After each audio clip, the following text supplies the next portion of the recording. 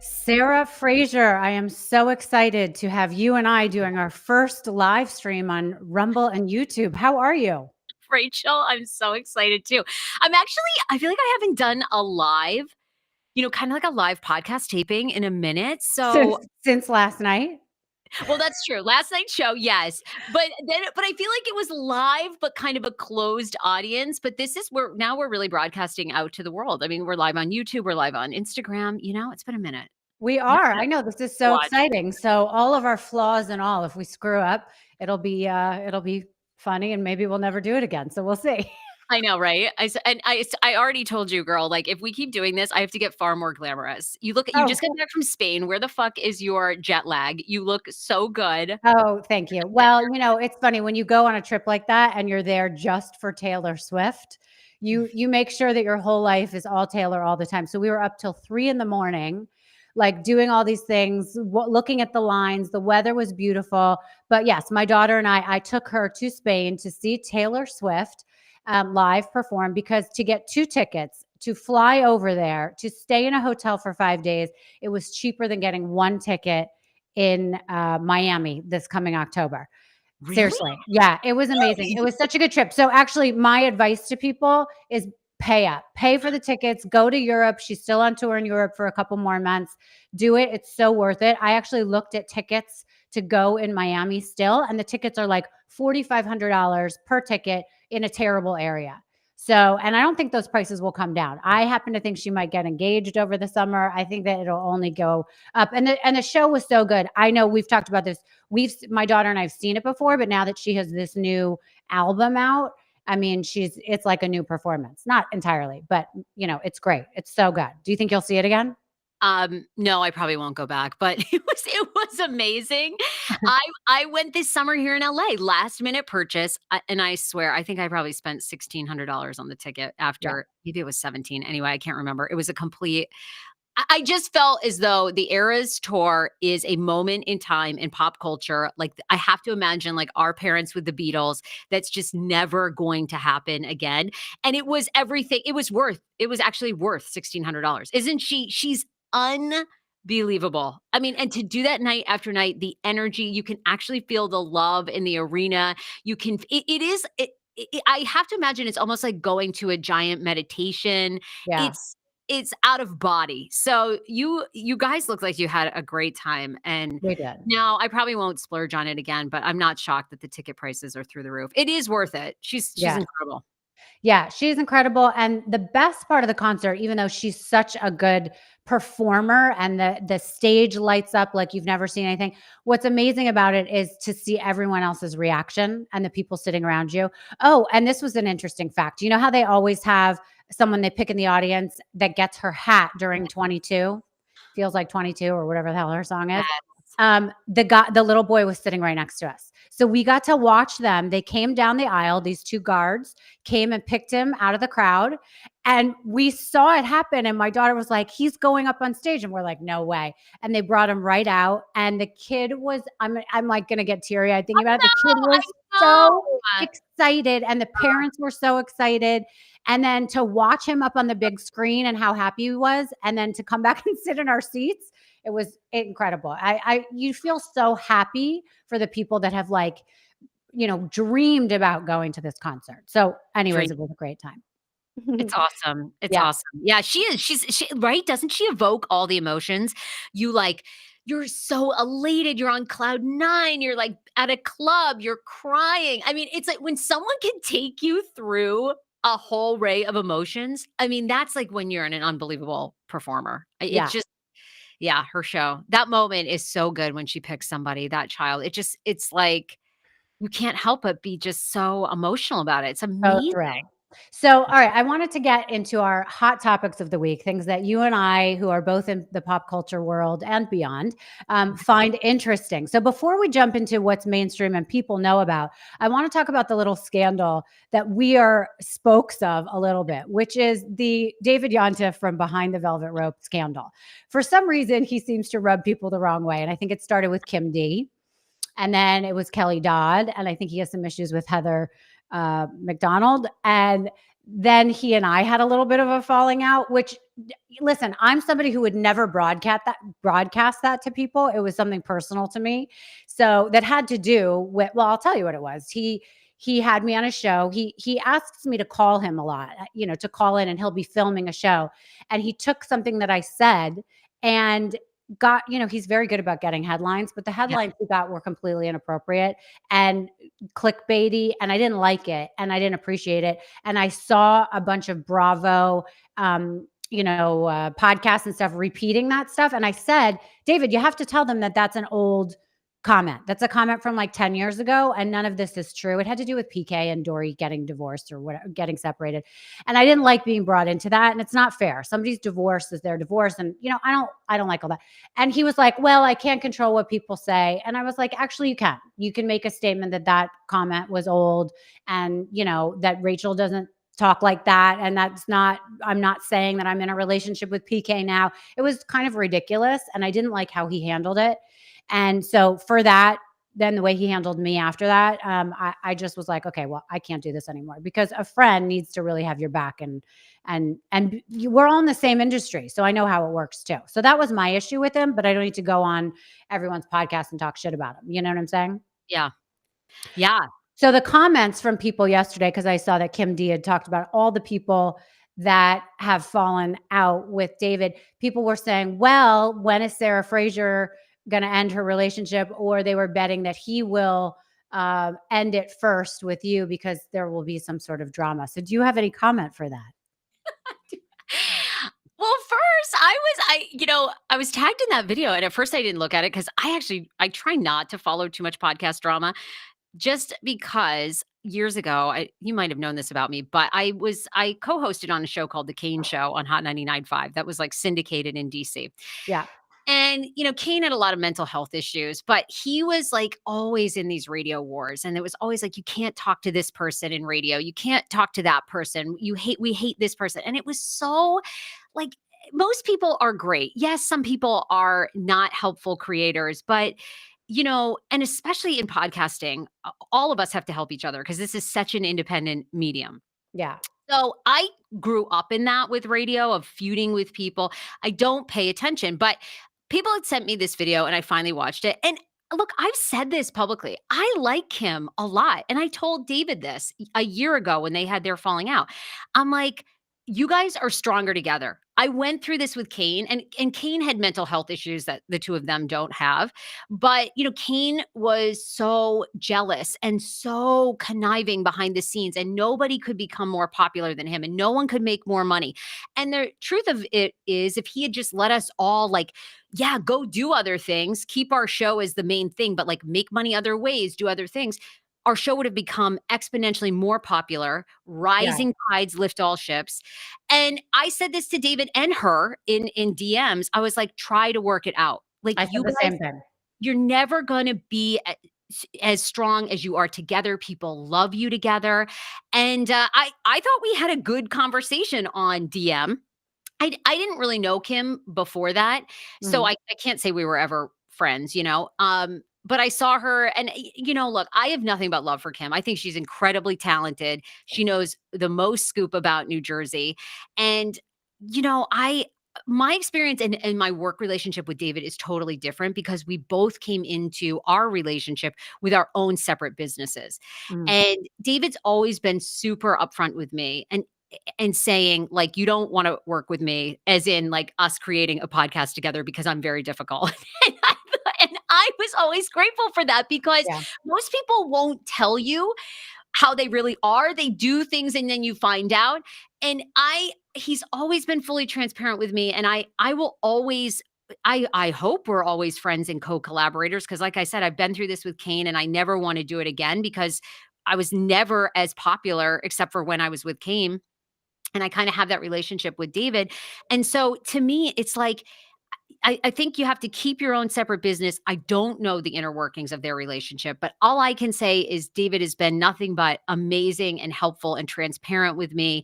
And we collaborate twice a week, and then we go and do our own things, and we talk. And I don't know why. I think with David, you kind of, I above anything, we always say this, David and I do, like, you kinda have to have the Wendy Williams philosophy. You're either of the people or you're of the industry. And when you're of the people, which is David, unfortunately, you end up severing a lot of those industry relationships because you're ultimately always gonna say what the people are thinking or bitching about or gossiping about, and that hurts people that are entertainers, and you have to make that choice, and I think that's where David kind of rubs people the wrong way, but I've said it a bazillion times, like, I will always defend him. He's taught me so much about the podcasting business. He's been Yeah. beyond generous in showing me marketing, and like you said, he's a genius in getting press. I mean, the guy came from an HR business and built this, Yeah. out of and has maintained a top charting show. So, I was disappointed because I really like him and I have nothing negative to say about her.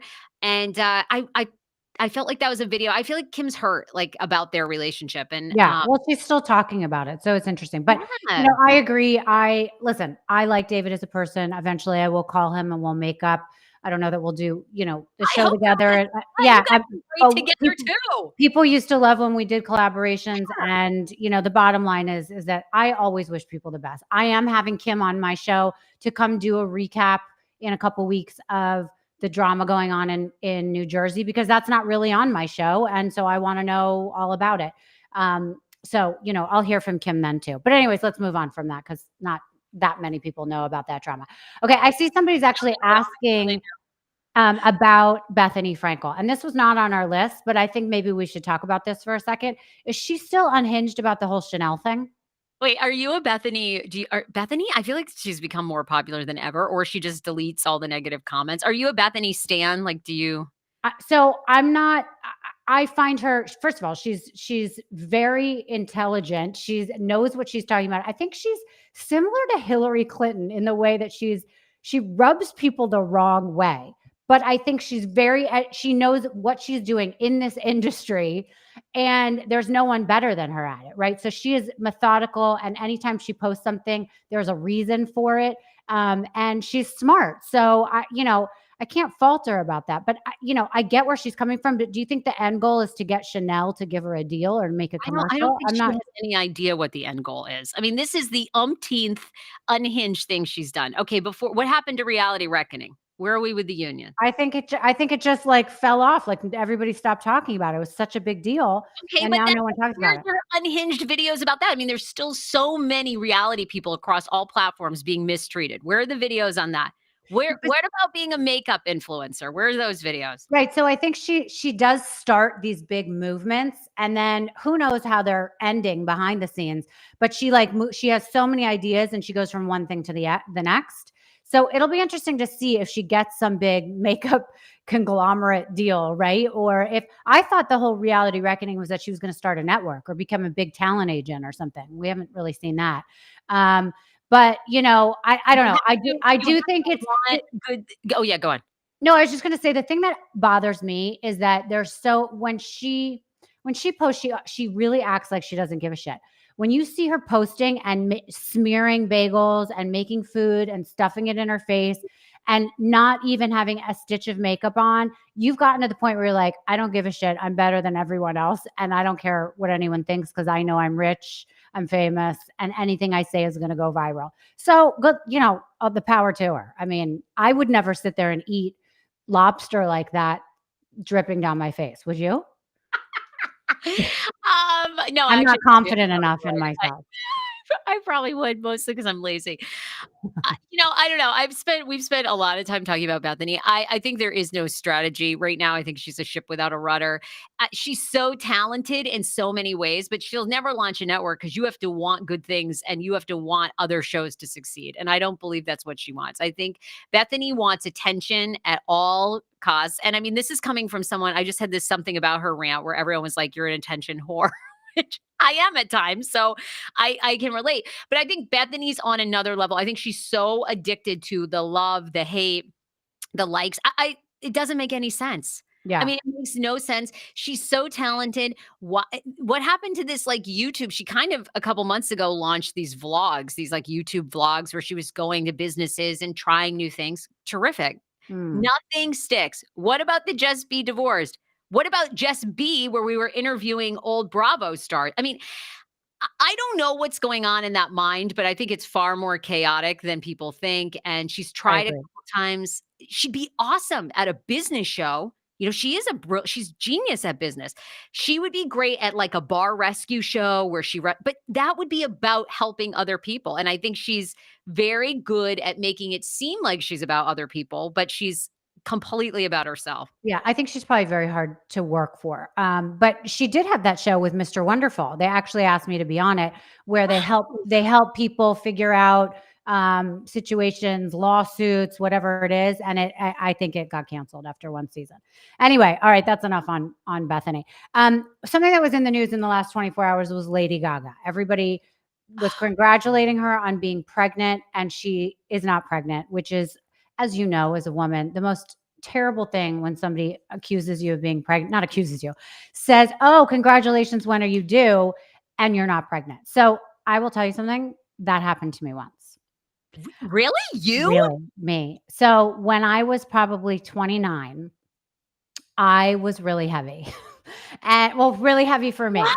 I But wanna I see was you before and I after. was going through a massive state of depression. I was staying home a lot, and I remember I had bags of Tootsie Rolls in my house, and I would eat them, like, until, like, 3 in the morning. So that's where it came from. I love Tootsie Rolls, but they make you fat.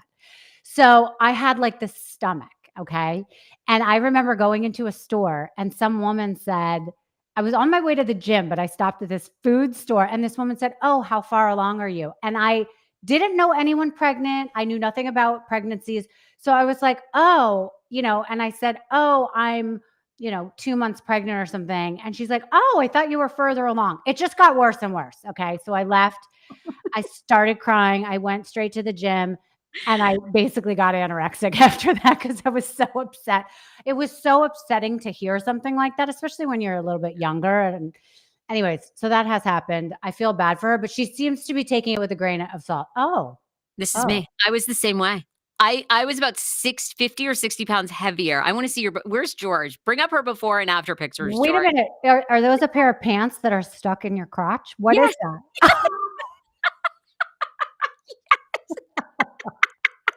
I had full moose knuckles. Yes. Wow. This is when the Well, all white outfit is when I graduated from college. So 2005, wow. 2004, 2005, and then that was me, like, probably 4 years ago? 3 or 4 Well, years Ozempic wasn't around, so how'd you do that? mindful eating. Oh, I love So it. I was the same way. Like I started my first diet, I think when I was 12. I went to a Weight Watchers meeting Wow. and lost weight in middle school, got all this attention, and then it just right, life happened. And actually my dad passed away, so that was like so traumatic. And then I went really anorexic, took laxatives. I don't recommend that. Like I almost shit my pants at my mom's second wedding. It's not attractive. It's like not attractive. Oh my god. Trust me, I've been there, so I know. I mean, you do a lot when you're trying to be thin and, including you basically shit your pants. Yeah, And so, like that, I don't know, then I went the other way and I just couldn't stop eating. I'm sure because my body was so nutrient deprived from trying yeah, to be anorexic. And then I gained probably 70 pounds, 70, 80 pounds. And it was just this yo-yo cycle. The long and the short, you asked me how I lost it. I met this mindful eating therapist who really teaches you every time you eat when you're not hungry, something else is going on with you emotionally yeah, for most people. Some people, of course, right? It doesn't work for everybody because there are some people that have metabolically problems with themselves or, they're diabetic, they can't lose weight, that kind of thing. But she really taught me about just like getting over binge eating, healing from that, recovering from it, and food in moderation. Like I couldn't even keep a sleeve of cookies in my house because I would eat everything. And she yeah, literally taught me how to like have me go out and like buy cookies in your house, have a bite, like if you're still hungry, have another bite, and then wait. And eventually, now I eat in moderation, but yeah. really hard. I know it is really hard, and I think that we've both learned throughout the years how to maintain it. But I remember, everybody has a diet or a fad that they think is important to follow, and those are the worst because they just really don't work. And I think what you're saying is very true because now I eat whatever I want. I just do it in smaller amounts. Or, I'm obsessed with gazpacho. The way that I stay somewhat small is that I have gazpacho for at least one meal a day, meaning soup, right? So, and then it just takes away the bulk. I think a lot of people think they have to have all these salads. For me, that would make me heavy because I would have salads that were like filled with 2,000 calories because you throw it all in there. Anyways, no one wants to hear about this, but mindful eating is the right way. So, No, it's you do it too, but I mean, with Lady Gaga, right? I mean, I wonder, I'm curious because you've been a woman, obviously, that's so beautiful. You've been objectified in so many ways, right? But I think you find as you get older in life, like you're never big enough, you're never small enough for people. Like I'm sure as and you're time never young enough. I mean, and it's you're either never young enough. you're Yeah. ugly, you're getting old. Why isn't she getting a facelift? I mean, we're looking at her stomach right now. I can see where they're talking about, but this is also like, too many dinners and you haven't gone to the bathroom. I mean, maybe she does need some laxatives. Who cares, Yeah. But let me just give a piece of advice to people. Never talk about someone being pregnant unless Yeah. you are confirmed that they're pregnant. Yeah. That's all. It's just common courtesy. All right, let's talk about J-Lo. So much is going on with her. Her bad week kind of turned into a dumpster fire. So I feel like, it started off with people really thinking that this was a breakup and, oh my God, are we going to be upset about the breakup? And now we see that she's no longer having a tour this summer. And then I just saw rumors yesterday that the breakup is actually a complete rumor, because it was just trying to throw, people's vision over here when really the issue is that her career is going down the drain. What are your thoughts and what are you hearing? Oh, I love this topic. Well, did you see that one video where I think it was like her first concert tour that was supposed to be the leg of her tour, and they panned to the audience and there was like no one in the stands? Did you No, see that? It was really bad. And look, I mean, I could because not. they're all at Taylor's concert. They're all at Taylor's. They spent all their money. Look, I think I read a really interesting article that was on Drudge Report about is the era of concerts over? And it's weird because there's these artists like Chris Brown, and I really want to see Nicki Minaj and Taylor and Beyonce. Like these guys can sell out insane things, but they were talking about how Justin Timberlake, they used another, I don't know if it was the Black Crows that they've canceled. Like a lot of artists are super struggling to sell. So Yeah. she can't, I mean, the bottom line of this is she can't sell it out. Yeah. And I feel like I think Nelly and Ashanti had this problem. Quavo, they did a video with Quavo. He couldn't, it's, I don't know. It's hard to say which artists are hitting and which aren't. Yeah. She's so famous. I would just call it move on, do Yeah. something else. She's got so much star power in other ways, but it's pretty hard, I think, to I sell agree. out. Who would you pay money to go see in concert? Whether or not they're performing or not is not the question. Like who are you obsessed with? Okay, well, I do really wanna go to the Nicki. I really think Nicki Minaj, this Gag City tour, I'm like, "Oh my god." I actually think I'd pay to go see Chris Brown too. Really? Um, Wow. yes. He's so are you a Breezy fan? Like, his music is so good. I No, love it. I'm a yacht rock fan. So I would die to see like Hall and Oates, Journey, Toto, like do like like a group concert. Oh my Even god. throw in Barry Manilow. Huh. Like Okay, first of women all, get wet for how Barry. are you gonna get us in with Michael McDonald? Like, Oh, how yeah. Oh, you I'm obsessed with him. And by the way, I loved him when he was heavy. Why is he so skinny? Because that he doesn't look like the silver fox anymore. But I turned off the music to do this podcast. I was listening to the Doobie Brothers. Like, I love Michael McDonald. Okay, I'm obsessed with you. We have to I'm going to see Christopher Cross here at the Oh, Hollywood is he Bowl. still alive? Wow. Yes. Sailing, one of my Sailing, Take favorite Me songs. Away. Yeah, yeah, yeah. Amazing. Okay, I love a yacht rock person. I would pay to see I think I tried to go see Michael McDonald, but I haven't been able to catch them. Who else do I love? I actually wanna go see Van Morrison. Have you seen him in No, but he would be great. Or, I wanna see James Van Morrison. Taylor, someone like that. I love all those people. I'd pay to see a lot of people. Yeah. I'm not a Madonna fan. I wouldn't pay to go see her.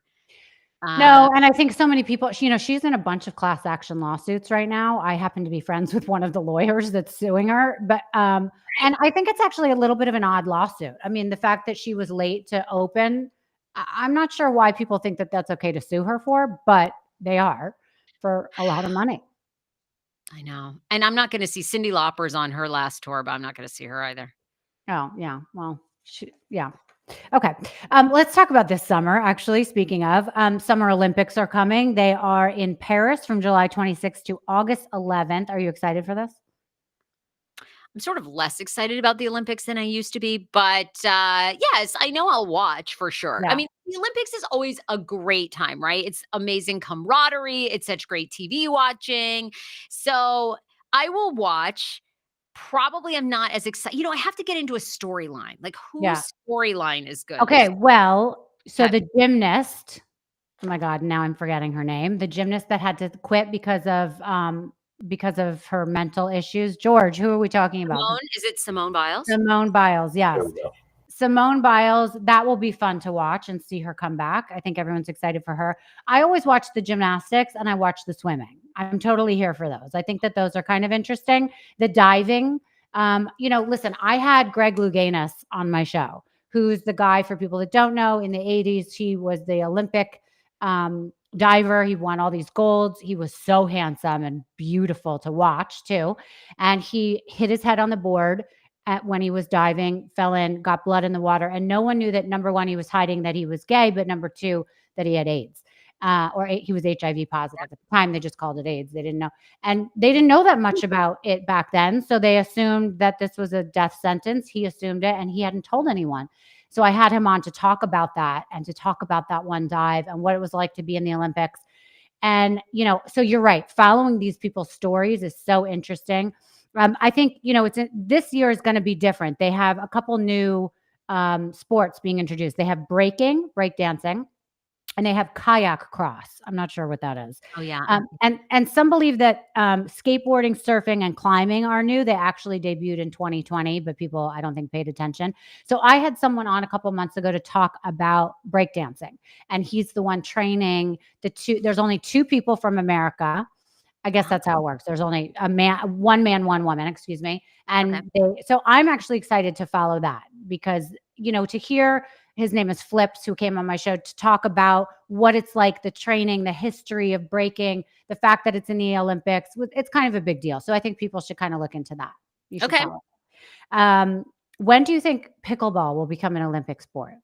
You had said that before we started the show, and I was actually shocked it isn't yet. No, that's a Yeah. good one. People love pickle. That would I get their think people will watch that. I think it'll be interesting. I don't know if you know this about me, but I just built a pickleball court in my backyard. You need to come visit me and we can have people over and get Okay. good at it.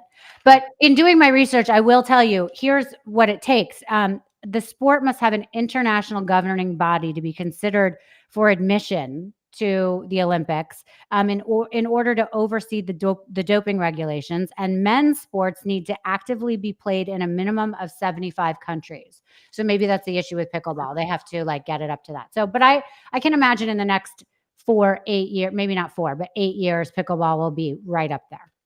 I would think so too. Yep. Okay, that makes sense. That makes sense in the requirements.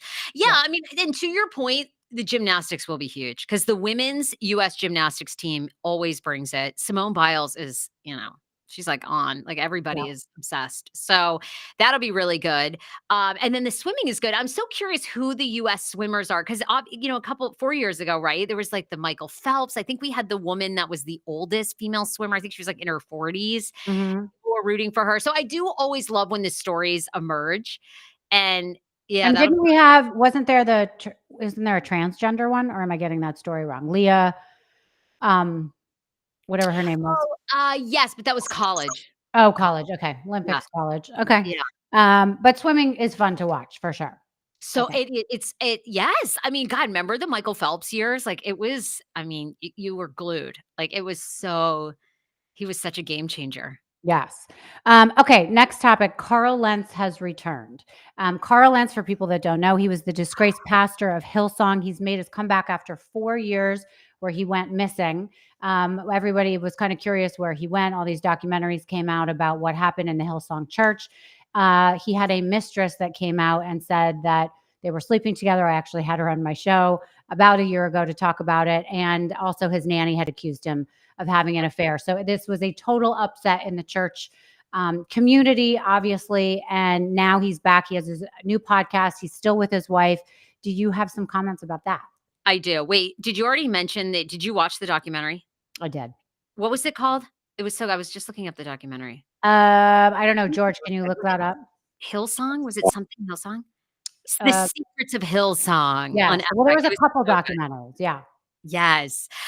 Yes, I saw this. I mean, I think it's very interesting because I will tell you this, my husband and I have been seeing a couples therapist for like 6 years, 7 years, and our therapist always tells me 2 things. She always says that cheating saves relationships, which I was like, "There's no way." And she always says that you can move out with your significant other and people move back in. I'm like, "Girl, ain't no way."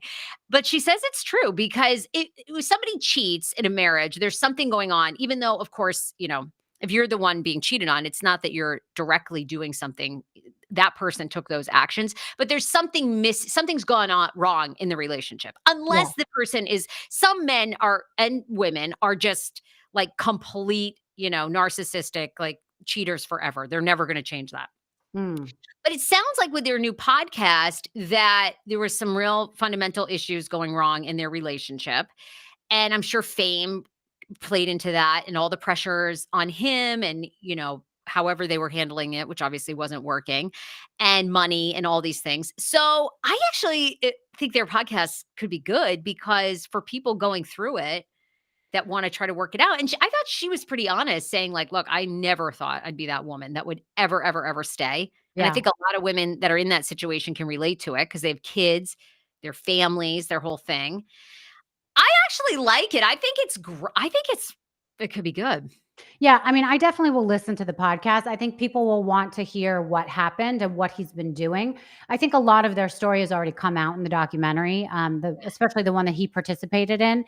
Um, it's interesting. I have a story about how I met him. I owned a store, a children's store in New York, and somebody had donated 50 backpacks to my store, and I knew a guy that was like an assistant pastor. I didn't know where, and he said, "Listen, my church is called Hillsong. I would love for you to come to sermon or whatever you call it. And you can meet our head pastor, this guy, Carl Lentz, and his wife." So I went with my best friend and her husband. And when I got to 34th Street, this was in Manhattan, there was a line around the entire block. And these are the huge blocks in New York where like you don't want to walk. They're like, they feel like they're a mile. All the way around. I texted the guy, his name was John. I said, "We're here." He came out of a back door, which is like a green room. And I felt like this was crazy. So we went through the back room. Everyone looked like they were a supermodel. The guys were so gorgeous. The women were even better looking, and everyone was so happy and nice. So they sit us in the front row. It's a concert, and I'm looking around, and my friend Diana and Raji were like, "What is happening? This is so scary." Everybody starts singing. They all have their arms in the air. Let me tell you something. An hour later, we had our arms in the air. We Yeah. were like, "In Jesus's name." We were stoked. We were like, "This place is awesome." It was so fun. It was like going to a rock concert, but like where, and his sermon or whatever you call it, whatever he was talking about was about the Bible, I guess, but he used it in terms of he was using passages from Jay-Z's music. Yeah, You yeah, that did was not feel like you were talking about something boring and slow. And, it's not like when we were kids and they forced us to go to church and, you had to listen to this stuff and you couldn't connect with the story, but he really connected with it. And by the way, he was gorgeous and his wife was gorgeous. Anyways, it was a lot of fun. So long story short, we go to the back room, to the green room to meet him after. And it's all these famous people. And I'm not going to even name names because I feel like in a place of worship, I shouldn't like talk too much about who was there. But anyways, oh, A-list stars. So he comes up, he's like, "Oh yeah, we would love the backpacks. Thank you so much for donating this." Never spoke to him again in the way of the backpacks. They couldn't care less about the backpacks, which I found to be a red flag. 50 backpacks for mhm. kids, like in another country, you would think meant a lot to them. They wanted money and they wanted a lot of it. And did not I found that a little bit odd. So I kept trying to Yeah, follow up and say, "Do you want these backpacks?" And he was like, "Oh, yes. Oh, yes. We'd love to, connect with you about that. We would, of course, love to give them to the kids." No one ever followed up with me. And I thought that was a little bit odd. yeah. So again, I have spoken to his mistress. She has an incredible story. It's, nothing about it is, no one's debating that it's not true. So, she is very open and honest. And I found their whole story very interesting. But people should watch the documentary. people should listen to her story. And I do wish Carl the best. I think he's a very interesting guy and he means well. And he fell off, the wagon, so to speak, and now he's back on. So Well, and right, if your priorities aren't in the right place, especially when it comes to things like religion, right? I mean, it always comes back to you. I mean, karma is so real for everyone. And if that was his motive and he was a participant in really just money and fame and all that, I mean, that's not what Jesus Christ is about. So, right. I mean, uh, I certainly don't think they're going to ever be revered the way that they were. Yeah. So, I mean, he's ultimately going to pay a price, and he is paying it. Yeah. Oh, for So sure. that's too bad to hear because it's religion should be so accessible. And if it's a commodity being, negotiated with who can donate as much money, I mean, that's just so crazy. Yeah. Like a lot Yeah. of these pastors on private jets, it's like, okay, Right. this isn't about helping people connect to Jesus, which is a free connection. This is Yeah. about, making money. Right. Okay, so let's get into true crime, which people are really into these days, and I know you and I both are a little bit. The story that I was obsessed with this week was that Chad Daybell was sentenced to death. He's the Good. guy from the Doomsday triple murder. This story was like stranger than fiction, and for people that don't know what this is, there was a woman. It all started with a woman named Lori Vallow, who was raising her two kids. She had an ex-husband. The first time she came into our world was that her ex-husband was killed. And then next thing we know, her brother died mysteriously. Then she immediately got engaged and married this man, Chad Daybell. And right before they got married, which was just in months of the death of her ex-husband, his wife, his current wife, died. And then he married Lori within like 2 weeks or something, and the kids went missing. And that's when it became a national story where people wondered where JJ, who was, I think, 7 at the time, and Tylee was the daughter, a son and daughter, they went missing. Lori and Chad kept saying that they were, safe. They were with friends and family. No one knew where they were. They went off to Hawaii, had a wedding there, had a honeymoon there, never came back. And finally, they were arrested. And finally, the bodies were found of the two children in Chad's backyard. So this story was crazy because so many people died surrounding this, and not only that, it has to do with religion. So speaking about Carl Lentz and religion, they believe that there was an end of the world coming. I don't know if that's why they did it, but long story short, Yeah. he's been sentenced to death. As of today, he is obviously appealing that. They have put into appeal, and Lori was tried and she was given 3 life sentences for the murder of the 2 children and the ex-wife, and she's awaiting trial for the death of her ex-husband at the moment. So that's the current situation with them.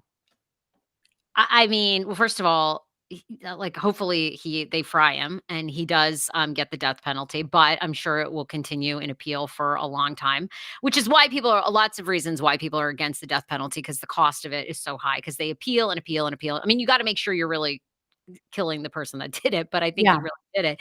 Um, I mean, it is right. This story is stranger than fiction. It's been even hard to read. I know you followed it, reading these stories because they even said the jurors would hear the testimony of these of how wonderful these 2 kids were, and they would leave like weeping. I mean, mm, this guy's a fucking sick nut. I mean, she's even sicker, I think, and they both should fry. And I think I hate these stories because it's hard to believe that people this sick live among us. yeah. And I mean, may those 2 children, their memories help other people. I mean, it's just she's such a nut job. Look at her. I mean, I can't even. I don't even know how. It's I wouldn't terrible, and it's so terrible to think of that humans do this to other humans, to their to children. their I mean, children. I know to your spouse you can understand, but your yeah, kids. well, I mean, right? I mean, everyone knows. yeah, Anyone who's been married or in a long term any relationships, like, right, oh yeah, I can see how they could murder me and I could murder them. right, But but to do this to kids and a brother and it's so sick. And yes, and I read too, I think that Chad, they believed that the kids were possessed and all this right. bullshit that they come up with in their minds. But no, fry him. And it's too bad they get so many appeals all the way. He's trying to appeal all the way to the Supreme Court Yeah, there in Idaho. And I'm sure, they have to, right? They have to. But yeah, I don't their know. Right? story I is feel just like terrible. It's so, and thank God justice has been done for, Mhm. because for a long time, remember, they were trying to arrest them. To your point, they couldn't find the bodies. Right. They couldn't, And it was frustrating that they just couldn't arrest them sooner and make them say Yes. where the kids were. But I think the jury got it right there, and hopefully the Supreme Court will keep their decision. And speaking of juries right now, we have, as of today, we have Hunter Biden on trial, and he's been on trial since I think Monday. There's testimony happening right now from Hallie Biden, which the story is just crazy. Also, she is the wife of Hunter's dead brother, Bo, who then dated Hunter and became hooked on crack cocaine because of him introducing her to that. Obviously, people probably have been following that in the last couple of days because his ex-wife, his ex-girlfriend got on the stand and talked about his drug use and seeing the gun and all this stuff. So it'll be very interesting to see where this story goes. But I think, people are intrigued because of all the sex, lies, drugs, guns. I mean, it's a great, great storyline. Right? Yeah. And I mean, we've had so many historics, right, with these trials, with former President Trump being on trial Yeah. and found guilty. And now, I mean, Hunter Biden is the first son of a Yeah. president to ever be on trial.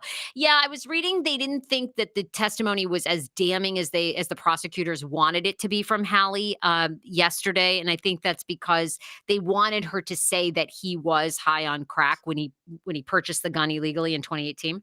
Hmm.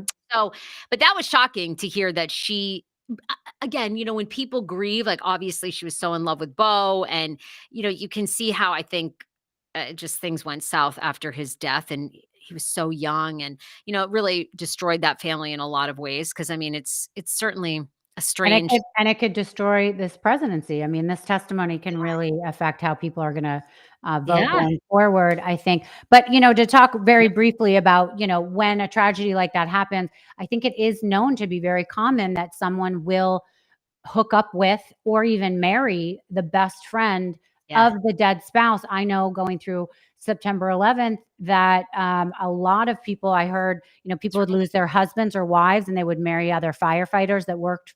I know that this never happened, but I know that people tried to put when Andy died, his best friend, this guy Rich, who I was very close to, people kept saying, "Oh, you guys should date each other," and nothing ever happened. But I could see I could see how that could develop. Do you know what I mean? Yes, Um, you've been through it. and you're You both know. vulnerable. You both know each other so well.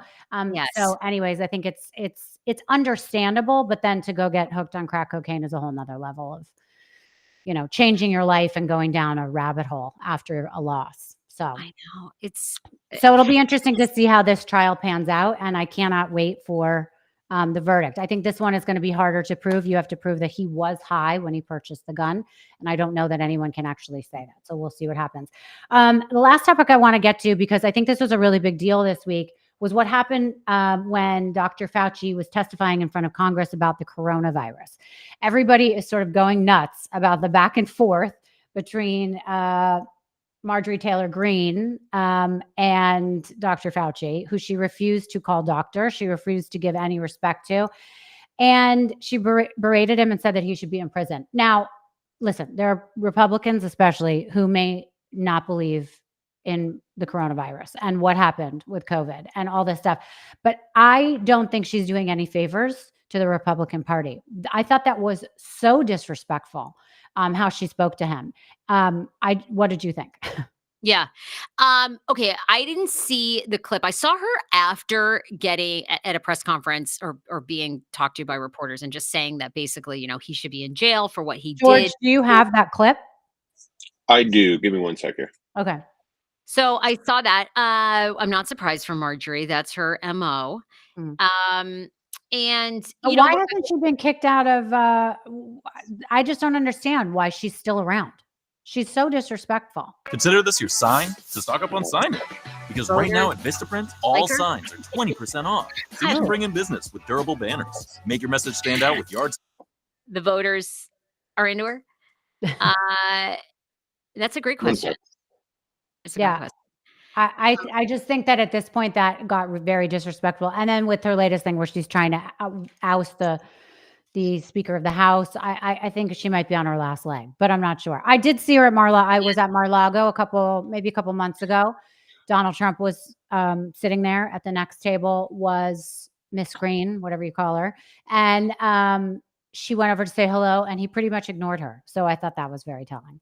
Wow. Because Yeah. yeah, that's fair. That is very telling. Yeah. That's a good scoop. Now, I watched some of those hearings with Dr. Fauci, and look, I mean, not, Democrats and Republicans, neither one of them apologize. And I will say, I think I've been a lifelong Democrat. I consider myself an independent now. And part of the reason is the handling of coronavirus changed for me for a lot of reasons because they did not make corrections when they could have, like the 6 feet thing. The 6 feet thing Fauci has now admitted that it doesn't mean anything. Right. 6 feet did not help you avoid getting the virus, but they never corrected it. And of course, he places blame on somebody else. Well, yeah, but in the same breath, don't you think it's interesting? And this could be a longer conversation we don't need to have. But as these things develop, everything changes every day with knowledge. Science is a developing thing. Like you have to go through it to understand. And I don't think anyone, especially and Dr. Fauci, was purposely trying to mislead the country. I mean, I just think that people didn't have all the facts because we hadn't been through something like that yet. Maybe I'm completely ignorant on the subject, but I think the bottom line is the way that he was treated by Marjorie Taylor Greene, I thought was completely unacceptable. I think it's okay to have your opinions and be able to talk to him in a way that is respectful and still say, I don't agree with what happened. You know what I'm Yeah, saying?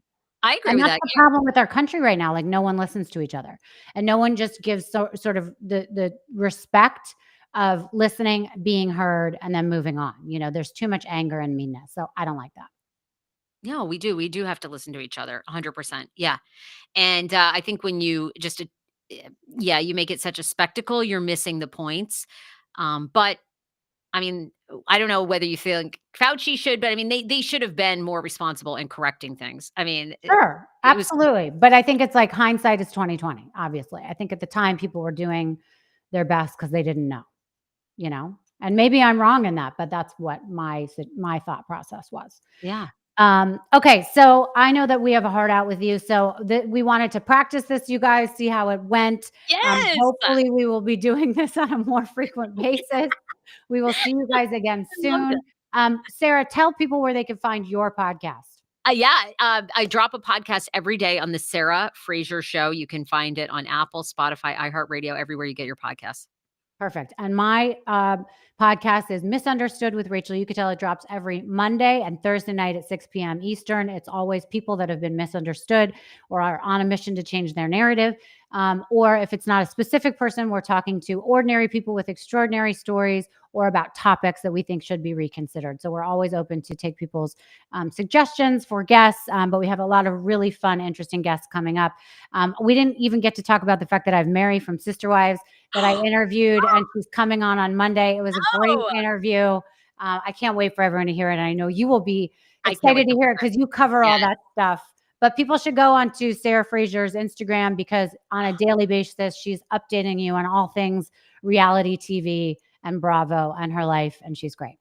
Oh my God. Well, ditto. And we didn't even get to talk about too. I read a great article about you in the New York Post and your podcast, how terrific it's doing and how you're just, you're giving a voice to people that have been through controversies and changing the narrative. So that was really, I don't usually see the Post writing such flattering articles. So especially Cindy Adams, right? Cindy Adams is a real tough cookie. So I did get a nice little, that was good. A boost from Cindy. Yeah. So thank you, Cindy Adams. But anyways, all right. Well, thank you so much for doing this with me. And I will see you next week. More to come. Bye. See you, Rachel. Bye.